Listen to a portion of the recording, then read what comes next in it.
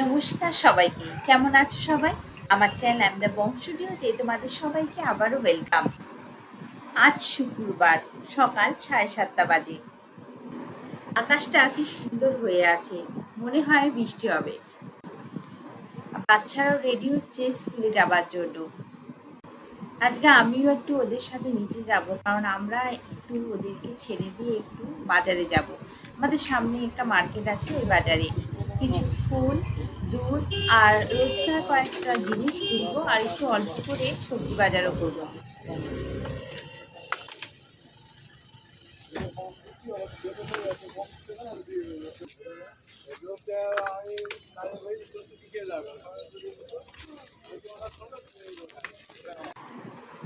বাজার দোকান হয়ে গেছে, এবার চলো বাড়ি যাই, কারণ বাড়িতে পুজো করতে হবে, তারপর রান্না বসাতে হবে। আজকে তালের একটা নতুন রেসিপি তোমাদের সাথে শেয়ার করব জন্মাষ্টমী। এই বছর গোপাল আমার বাড়িতে এসছে। প্রত্যেক বছর আমি কাকিমার বাড়িতে আমাদের জন্মাষ্টমী পালন করি, কিন্তু এই বছর আমার গোপাল আমার বাড়িতে এসছে।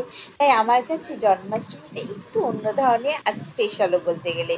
এবারে আমি একটা জন্মাষ্টমী স্পেশাল তোমাদের সাথে মালপোয়া শেয়ার করবো, লালমোহিনী মালপোয়া। এদিকে সবজিগুলোকে আমার হাজবেন্ড ঢুকিয়ে রাখছে ফ্রিজে, আর আমি রান্না বসিয়েছি। আজকে বেশি কিছু রান্না করব না, মাছের ঝোল ভাত করব আর একটা চচ্চড়ির মতো করব, কারণ আজকে গোপালের জন্য একটা মালপোয়া বানাবো। সেই মালপোয়াটার নাম তালমোহিনী মালপোয়া। তাহলে চলো কিভাবে বানাচ্ছি দেখা যাক। প্রথমে আমি 100 গ্রাম ময়দা নিয়ে নিচ্ছি।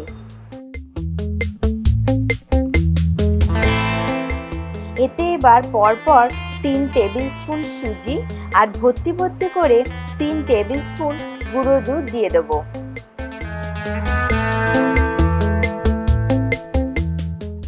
এখন এতে দিয়ে দিচ্ছি 2 টেবিল স্পুন ভর্তি ভর্তি করে তালের কাঁধ বা তালের রস। অল্প অল্প দুধ দিয়ে আমি একটা স্মুথ ব্যাটার তৈরি করে নেব। নারকেল, পোড়ানো নারকেল দিয়ে দিচ্ছি। ব্যাটারটা আমাদের অনেকটা হয়ে গেছে, এবার এইটাকে রেখে আমরা চিনির সিরাটা বানিয়ে নেব। পান্তুয়া রসের মতো ঘন হবে রসটা।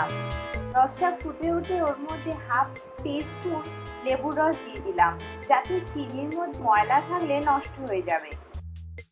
আর দিয়ে দিলাম 1/4 teaspoon yellow food colour. Ready হয়ে গেছে, এবার চলো আমরা মালপোয়াগুলো ভেজে। মালপোয়াগুলো ভাজার জন্য আমি তেল গরম করে নেব। তেলটা কিন্তু খুব গরম করা যাবে না, একটু গরম হলেই ওতে আমি এইভাবে হাতা দিয়ে ব্যাটারটাকে ছাড়তে হবে। আমি দুটো দুটো করে ভাজছি।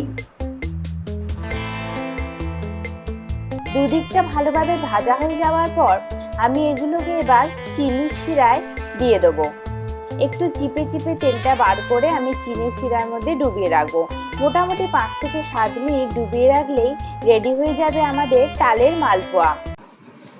এবার এটাকে অল্প একটু নারকেলের কুড়া দিয়ে গার্নিশিং করব।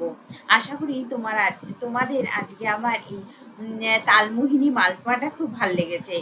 এমনি তো মালপোয়া সবাই ঠাকুরকে দাও, কিন্তু এবারে এই মালপোয়াটা কিন্তু বানিয়ে দেখো, একদম অন্যরকম স্টাইলে, খুব ভাল লাগবে খেতে, আর ঠাকুরেরও খুব ভাল লাগবে। সবাই ভালো থাকো, সুস্থ থাকো, দেখা হচ্ছে পরের একটা ভিডিওতে।